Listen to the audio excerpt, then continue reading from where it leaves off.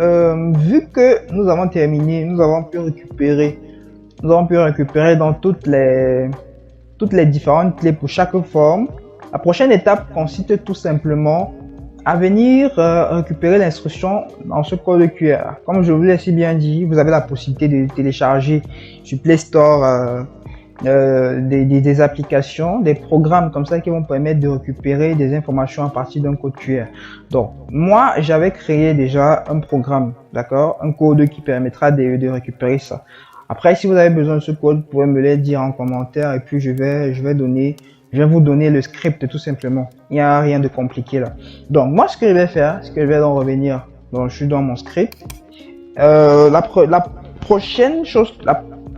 première chose que je vais faire déjà pour cette vidéo, c'est je vais effacer tout ce qui est ici. Je vais déjà me rassurer que il n'y ait pas des fichiers manquants. Donc, on me dit qu'il y a mon fichier decrypt qui a été modifié, d'accord. Voilà pourquoi je vais faire tout simplement un git add.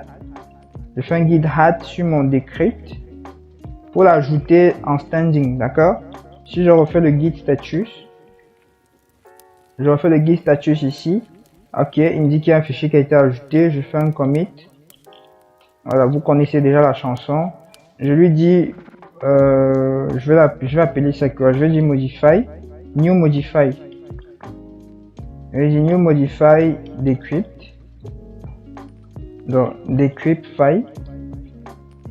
Voilà, je commit ça. Et si je refais un git log, hop, et donc j'ai un nouveau commit que voici à cette date, d'accord.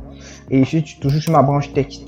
Donc lorsque j'ai fait ça, tac tac, ah oui, je suis entré dans le, j'ai oublié, je vais faire un, je crois, double Q pour quitter. Voilà. Ok, donc moi ce que je vais faire, je vais revenir sur, il y a un projet que j'avais, comme je vous l'ai si bien dit, j'avais un projet que j'avais déjà réalisé.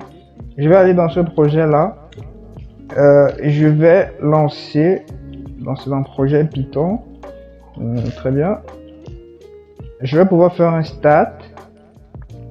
Je vais ouvrir une autre invite de commande. On va travailler sur le F. Et je vais aller dans QR. Donc c'est un programme que j'avais créé sur QR3. Je vais aller sur QR3. Je vais activer l'environnement de travail. En fait, l'environnement virtuel autant pour moi. Ok, je reviens ici. Je vais donc pouvoir lancer mon main.py. Donc ça c'est un programme que j'avais à développer. Ça me permet de récupérer tout simplement les informations depuis un code QR à partir de ma caméra. Donc je vais juste patienter. Donc ça va lancer le programme ici. Et je vais lancer le programme, je lance le programme, je patiente que ça charge. Bon, si tout se passe bien, ça devrait activer ma caméra. Donc ma caméra devrait s'activer. Donc voilà le programme. Je vais juste cliquer ici sur ouverture de la caméra. Voilà, donc ça va activer ma caméra. Très bien, vous pouvez le constater. Et ce que je vais faire, c'est que à partir de mon téléphone, je vais pouvoir récupérer le code QR, d'accord. Je vais récupérer le code QR et je vais le scanner à partir de ce programme-ci. Donc, je reviens tout simplement. Je vais aller chercher le code QR que j'avais gardé. Donc, le voici. Je vais me rapprocher. Je sais pas si avec la lumière, si ça va donner quelque chose d'assez. Moi, ce que peut-être je réduise. Je sais pas si ça va donner quelque chose d'assez consistant. Je sais pas trop. La lumière, il y a un problème de lumière. Je peux pas le faire comme ceci. Oh là là là là là là. À moins que je sais pas si je peux éteindre la lumière pour que ça puisse. Non, je peux pas. En principe. Oups. Là, je peux pas pouvoir le faire. Bon, je vais essayer d'éteindre la lumière pour voir si ça agit en fait sur l'effet de réflexion, d'accord. Non, je vais éteindre la lumière. Je patiente. Ok, là j'ai éteint la lumière. Est-ce que ça va avoir un impact? Ah, jusque là c'est un peu flou. Jusque là c'est un peu flou, je ne peux malheureusement pas. Ok. Bon, Là, je pense que c'est bon. Ok, hop, super. Il a pu me récupérer dans les informations du code QR. Il a fallu du temps. Donc, je vais tout simplement rallumer. Voilà, vous me donnez un instant. Voilà. Donc, il a récupéré, il a scanné, il a récupéré les instructions. Et voilà les instructions que nous avons. D'accord. Donc, on nous dit instruction classement des clés. Bas, droit, haut, gauche. Je vais donc pouvoir récupérer cette instruction-ci. Je vais la garder quelque part. Voilà, je vais arrêter le programme vu que je n'en ai plus besoin. Très bien. Je vais pouvoir le fermer. Je reviens ici sur mon environnement, d'accord? Super. Donc, la prochaine étape, vu qu'on a déjà récupéré les différentes informations, on va pouvoir... je vais mettre ça quelque part ici. Donc, je vais la mettre ici. Je vais la coller ici, d'accord? Est-ce que je peux me permettre de faire ça? Non, je peux pas. Bon. Je vais peut-être coller ça dans un... Oui, je vais coller ça ici. Voilà. Très bien. Ah, je fais une petite bêtise. J'ai fermé le truc. Bon, en tout cas, c'était, je crois, je me rappelle, c'était le bas. On avait le bas. Après le bas, on avait le droit. Après, on avait le haut. Et on avait la gauche. Voilà. Donc, l'idée ici, donc je viens juste me placer. Je vais essayer de me positionner un peu plus. Je raccourcis ça. Voilà. Donc, à partir de là, je vais pouvoir donc faire un rangement. Donc, je vais un peu zoomer ceci. On a dit qu'on commençait par la forme, par les clés de la forme du bas. Donc, la forme du bas, c'est la 254. Après la 254, on a la 194, la 6. Après, on a le droit. Donc, la 254. Après, la 190, la 10. Après le droit, on a le haut. Donc, nous sommes en 255, 192 et 5. Et enfin, nous avons la gauche qui est la 255, 192 et 5. D'accord? Donc voilà, donc ma clé que j'ai pu récupérer, je vais donc la copier. Je vais la copier. Sauf que je peux pas directement venir la mettre dans le serveur ici. Ça va pas donner. Parce que, rappelez-vous, il va falloir qu'on la convertisse en base 64 et qu'on convertisse également et qu'on applique le SSH 256. D'accord? Donc, je peux pas directement venir mentionner ça dans mon serveur ici. Si d'ailleurs je le fais, juste pour faire un test, c'est vrai qu'il va me dire nouvelle tentative échouée, mais c'est juste pour vérifier. Donc, je valide ceci. D'accord, donc je reviens toujours sur la même page et il me dit bah tentative, échec de tentative. Voilà, et restant 8, d'accord, ça veut dire que ça n'a pas fonctionné. Donc c'est bel et bien la clé, je crois que c'est la clé que nous aurons besoin, sauf qu'il va falloir la convertir à partir de certaines couches.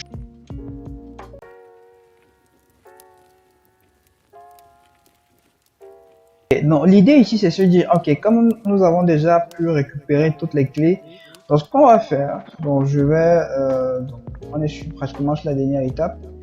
On va écrire un petit code qui va permettre de convertir ce que nous avons en base 64 et ensuite appliquer l'algorithme en SSH 256, d'accord. Donc on va créer déjà dans un premier temps une variable qu'on va appeler keyclair. On va dire que ce qui est clair là, on va appliquer un base 64, on va encoder ça en base 64. Bon, je n'encode pas là, je vais d'abord encoder en UTF-8, d'accord. Donc je vais utiliser, donc je vais aller récupérer. La première des choses, c'est que je vais aller récupérer la clé que j'ai déjà. Donc rappelez-vous, notre clé que nous avons pu, à partir d'ici, on a pu récupérer cette clé. Donc ici il y a une erreur, d'accord, c'est 250, c'est pas 255, d'accord. Voilà, 255, 192, 5, c'est la couleur majoritaire, il faut faire très attention. Voilà, 250, 192, 5, c'est la couleur que nous avons, la couleur minoritaire que nous avons récupérée sur la forme de gauche, d'accord.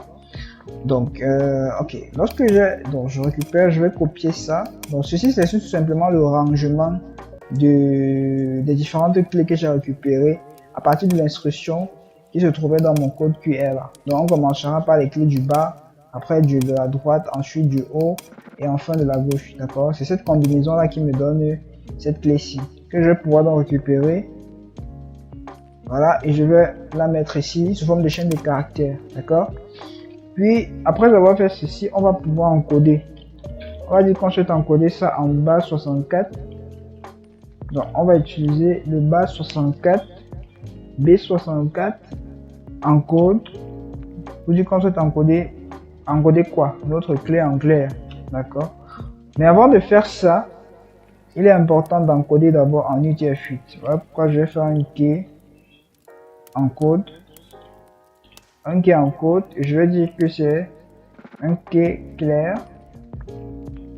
Un key clair que je souhaite encoder en UTF-8. Ok? Donc, j'encode d'abord en UTF-8. En UTF-8, c'est le format de lecture par défaut du système qu'on utilise d'habitude en fait. Donc, je vais faire maintenant un key encode 64. Donc, je crée une nouvelle variable que j'appelle key encode base 64 et je dis qu'à partir de là, ce que je vais devoir encoder, ce n'est pas le mot en clair, mais c'est celui que j'ai encodé en UTF-8. Donc, je fais du key encode, d'accord? Après avoir fait ça, bon là j'ai déjà encodé en base 64, je peux vérifier en faisant un affichage.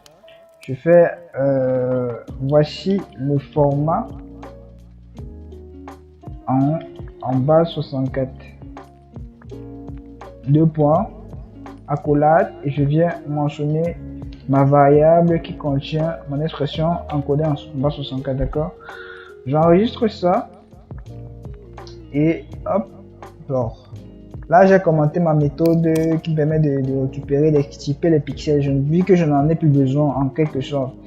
Donc, je vais déjà afficher ce que j'ai en sortir ici. Donc, on rappelle juste, voilà. Et j'ai bel et bien mon expression en sortie que voici, d'accord? Ça, c'est l'expression en base 64. Maintenant, avec ce format-ci, je vais pouvoir utiliser l'algorithme SSH 256. Donc, je vais le faire ici. La première des choses que nous allons faire, c'est d'abord décoder. Donc, on va décoder le base 64 que nous avons là, d'accord? Donc, on va appeler ça key décode. C'est important de décoder. Décode B64. On va dire que c'est le key encode. Donc, ce qu'on a encodé là, on va le décoder en UTF-8. Donc, on le décode en UTF-8. Oups, désolé, hop. On le décode en UTF-8. Ensuite, on va créer. Donc, on va créer un objet, on va appeler H, à partir de notre HLib. Donc, rappelez-vous le HLib que nous avons importé un peu plus haut là. Et on va pouvoir utiliser dans l'algorithme SSH 256 que voici. Hop, voilà, très bien. Puis, on va l'update. Donc, on va emballer en principe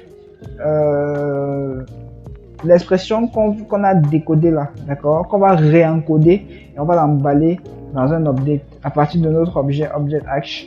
Donc je vais faire update. Update. Pourquoi ah oui, j'ai oublié de mettre S256 à la base sur une méthode, d'accord, de ma classe HLib. Donc je fais un update ici et je dis que je souhaite update quoi? Je souhaite update le key encode. En fait, ce que j'ai décodé là, je vais réencoder ça avec le format de SSH 256. Donc je fais simplement un encode, voilà. Et je fais un object, je vais appeler ça object H X. Donc ça c'est ce que je vais récupérer en sortie. Et je fais un object X digest. Je vais utiliser le X digest, d'accord. Ok, donc je fais un print. Je dis que je vais afficher. Je dis voici le format, voici la clé hachée. Donc j'appelle ça clé hachée. Donc, voici la clé hachée. Hop. Je dis que c'est le object H X.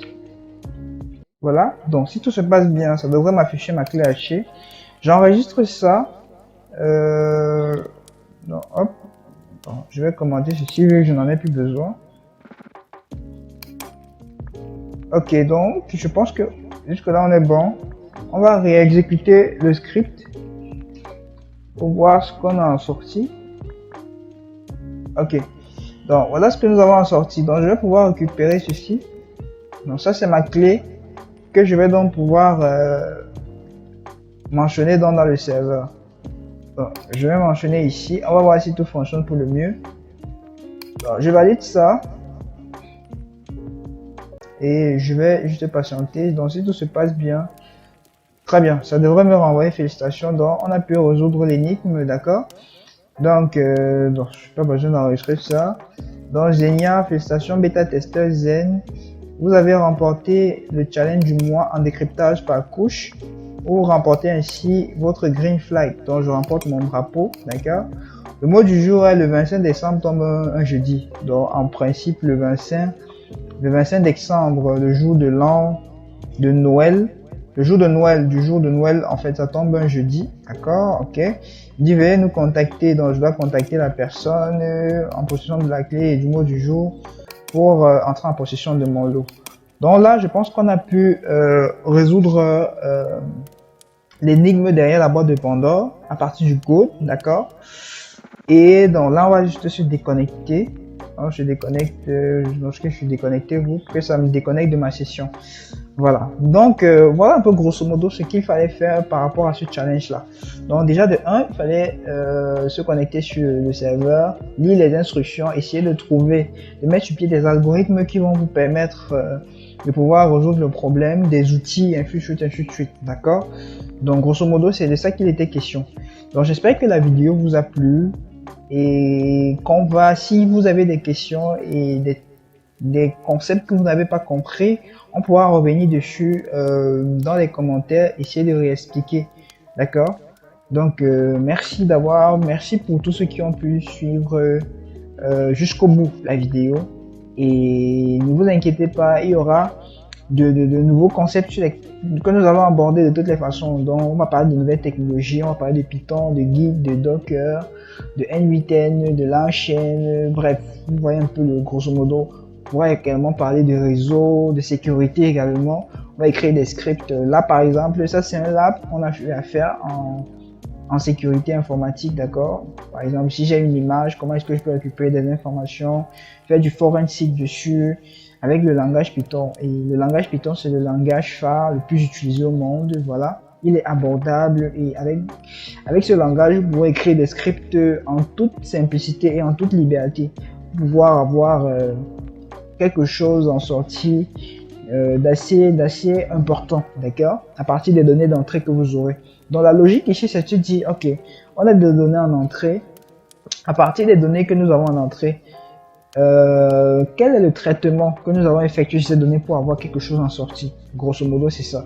On pense algorithmique, on pense orienté objet et on pense résolution.